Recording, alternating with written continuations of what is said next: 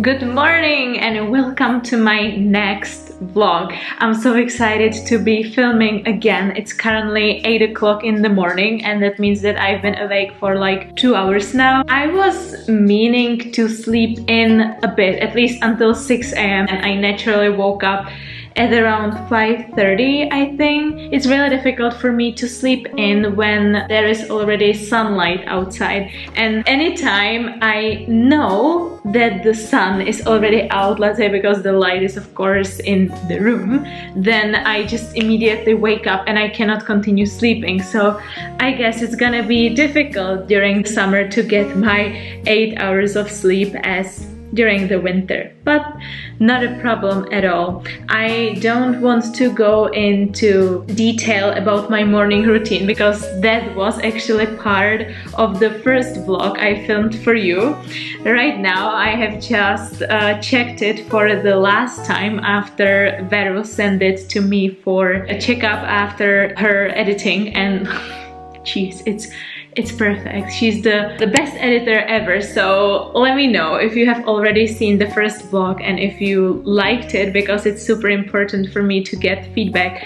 And just a quick, let's say, recap of my morning routine. I typically make myself a cup of coffee. It's usually the first thing I do before I even open my eyes. I just go straight to the coffee machine, and it's not like I needed it to feel awake. I feel awake in the morning, but it's just such a strong habit that I cannot break, that unless I get my coffee, I feel really irritated. And I know it's not the best thing, but so far it, let's say, hasn't caused any trouble in my personal life, so I would say it's okay. I spent basically these 2 hours of being awake by working, then getting ready. That usually takes me only like 10 minutes, so I don't even... no need to mention it. And I also made myself breakfast, and as you could see, I didn't lie, because this is my typical breakfast that I eat 90% of the time. And I know it sounds really strange, but until you try it, you cannot judge me, because I don't know what's wrong with me. I just love it so much. Let me know in the comments what's your typical go-to breakfast that you can eat every day and you will never get fed up with it.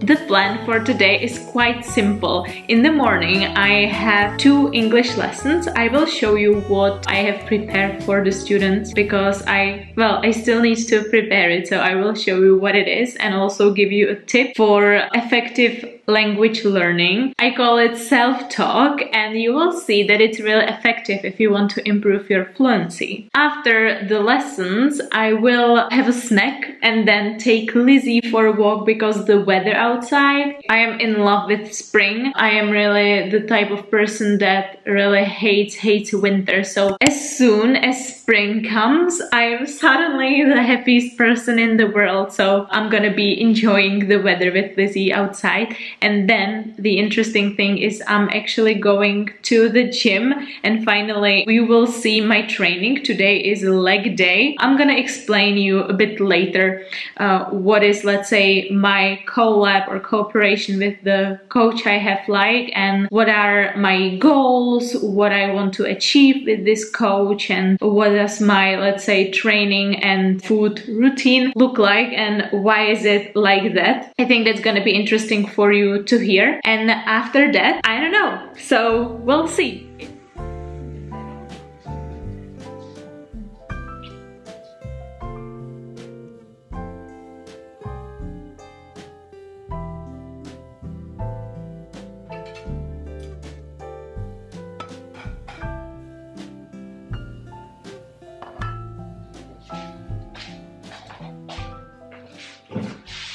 It is time for coffee number 2 and a lot of work, such as invoicing, checking the payments of students, accounting, and all that fun stuff that comes with having a business. So I highly recommend.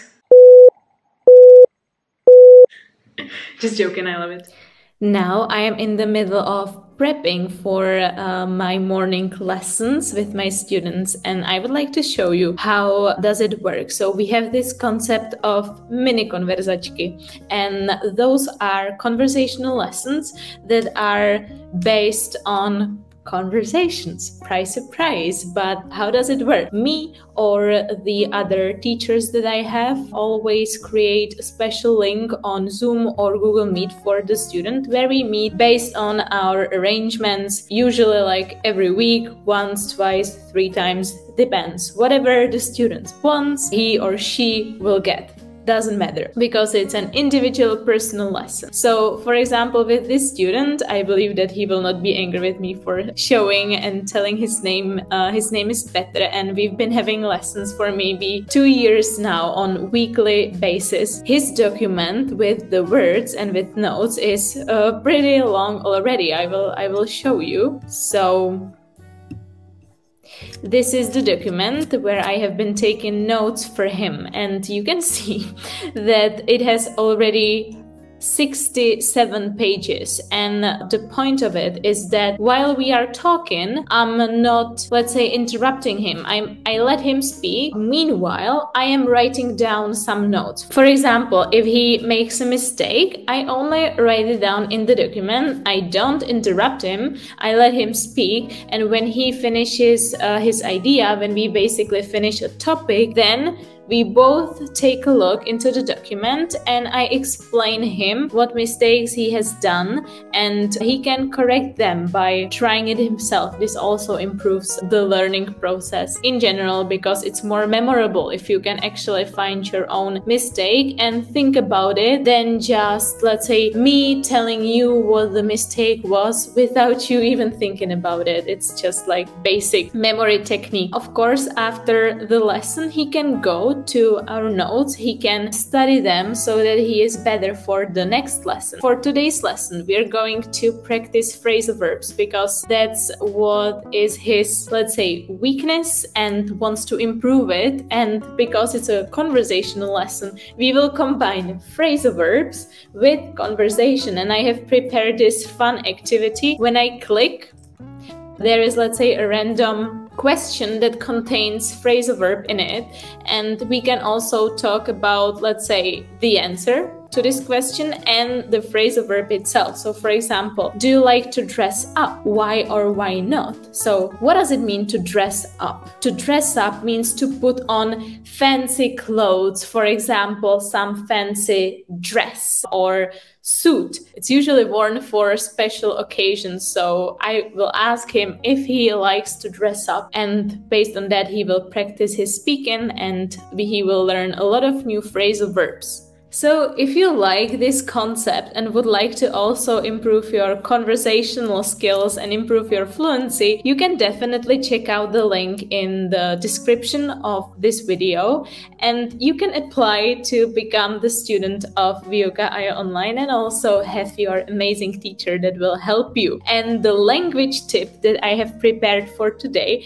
is so-called self-talk. So the point is that you can also speak only with yourself. And I know that it sounds a bit strange, but I will show you a technique that will make it less weird. So I will again share the screen, and for example, let's stay with this activity. So you don't need a teacher actually to be there with you unless you want it, of course, but you can, let's say, click and choose any random question, like literally any on the internet. For example, from this activity, I will put it in the description so that you can try it if you want to, or you can choose any other activity on the internet. And a great way how to do it is to use the website Ukázka, and this is a website. You can actually use it on your phone as well if you prefer it. And here you can record your own voice and then listen to it or save it. And let's say if you record yourself, you can then listen to it again, and you can hear yourself possibly making some mistakes, or you will have a better, let's say, idea of what your speaking skills are actually like. So I will quickly show you. Let's say if it was me and I was practicing self-talk, I would get this question: What is one process in life you wish you had the ability to speed up? That's an interesting question. So now I would go and I would start the recording. So now it is being recorded.